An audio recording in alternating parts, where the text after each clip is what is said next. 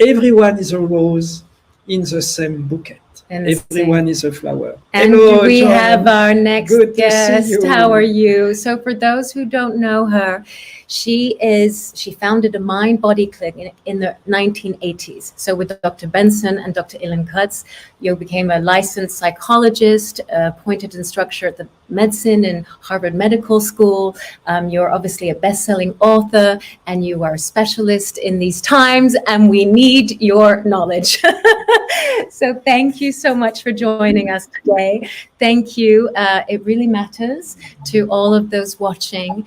And please share who you are and how you have brought this knowledge into very practical tools that we need today more than ever before to fight the pandemic of suicide, but also mental health and loneliness. Thank you, Joan. Hi. You know, what we're going through today is so reminiscent of when I started a clinic at Harvard, which was at the very beginning of the AIDS epidemic, before we even knew what caused the disease, before the virus had been found. And I was so inspired by those times, by all of the young men who were really so very resilient in difficult times, that I've been studying resilience ever since. So I want to say something to everybody who's out there. First of all, we're in a time of the unknown, but the unknown itself is a known place on both the psychological and spiritual journey. It's a rite of passage. So I'd like to describe that to people so that you can see if you are very upset right now, you have lost your way. If you think that this is the end of everything, I want to tell you it's actually the beginning of a whole new way of being, and this too shall pass. So here's a framework for you. The word of passage. Think about, a boy who becomes a man, a girl who becomes a woman, going from one time of life to the next. That's what we're in now, is the rite of passage. And I think about the famous mythologist Joseph Campbell, who wrote about the hero's journey. And every single good Hollywood script is based on that hero's journey. And it's a rite of passage that has three parts. The first part is everything falls apart. The life you know is suddenly gone. So that's the first phase of it. And I'd say we're really there. Life for so many people have known it is certainly not the same as it was even 2 months ago. What happens when everything collapses is that we're really pitched into the time between no longer and not yet. That's called liminal space. A limit is a threshold.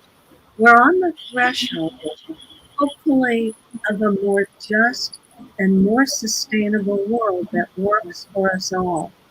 But that's what happens when we come out of the unknown. That third phase of coming back is called the return.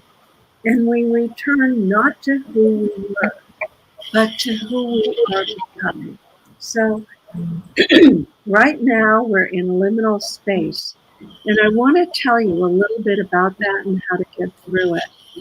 So the first part of liminal space, that time between no longer and not yet, is grief. We have to grieve for what's been lost, for what's precious, for life, for freedom, for our friends, for the people we know who have lost livelihood, for ourselves if we've lost livelihood. And it is normal to grieve. And I think what's really important when you grieve is to recognize this is a normal thing, and you can't hurry through it. What I can tell you from neuroscience is this: if you're grieving, can just back up a little bit, take a couple of deep breaths and say, I am grieving. That's what this depression is about. That's what some of this anxiety is about. I am grieving. When we actually name an emotional state, we tame it. This is kind of a famous technique in neuroscience. Name it to tame it. It actually calms down your body's fight or flight response and stress response so that you can be a little bit more present. So name it to tame it. And then once you've said, that's what's happening to me, I'm grieving, but this is normal. This is expected. And in the end, it just tells me more about what's precious in this life. And the question is, what can I do at this moment to help myself feel better? And around the world, the two things that have evidence for making people from every culture feel better are nature, get outside, and music. To play music really changes your state of consciousness and your emotions. Then, if you're still feeling really, really upset, sometimes what's happened is some old trauma that you had has been reactivated by these times. And you need to recognize that. Yes, old traumas come up. Yes, it's difficult. Name them to tame them. See what you can do. And then see if you can calm down your nervous system. And this is one of the cornerstones of resilience, to learn to calm down your nervous system, because otherwise your fear system is what's ruling everything. And your rational mind, the part of your brain, most recent part, is called the prefrontal cortex. And that's the rational part that may be telling you, hey, hold back here. This won't, last forever. Call a friend. Do some yoga. Do some breathing exercises. We have to get that part of our brain back online. So here's a very quick breathing exercise that I want to leave you with because it's so effective. It calms down the vagus nerve. It reduces cravings, so you're less likely to reach for drug or drink to make yourself feel better. And it's so simple. You breathe in through your nose, purse your lips, and breathe out through those pursed lips.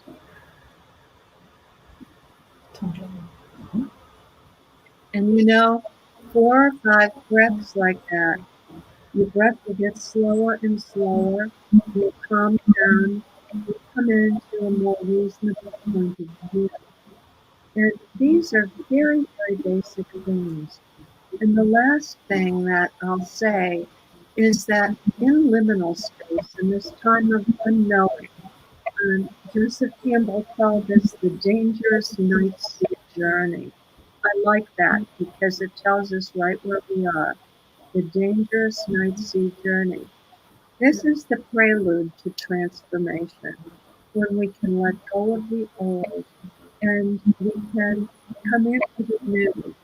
And so to listen to inspiring films, to listen to broadcasts like this, to meditate, to, watch movies with an uplifting content, to get some spiritual perspective going is really a very big help.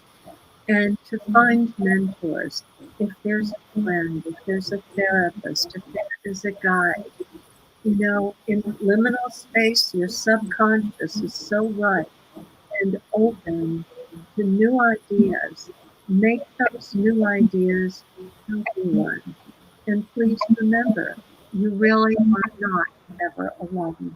From a spiritual perspective, even if it doesn't feel like it, we are all part of one divine mind. And that divine mind is loving kindness itself. Whatever we're going through, the idea is to become more kind, present, and compassionate. There's a lot of help out there, and I know you can do it. Thank Thank you. you, Thank you, Joan. Joan. Thank That's you, Joan. wonderful. Thank you. Those insights were Thank so you. precise and exactly what we needed and Thank what we need. And remember, we're all building this toolkit together. Okay, so there's another tool that we just had here, and I love that you emphasized the fact that we're all heroes and heroines of our own journey, and this is really the story of humanity. So thank you so much. Thank you for Thank being you, with Joan, us. for your good Thank heart. you. So Thank you, Joan. blessings on your wonderful work. Thank you. Thank you. God bless. Thank you, Be Joan. safe. You are an Thank angel. you. You are an angel, Joan. Thank you.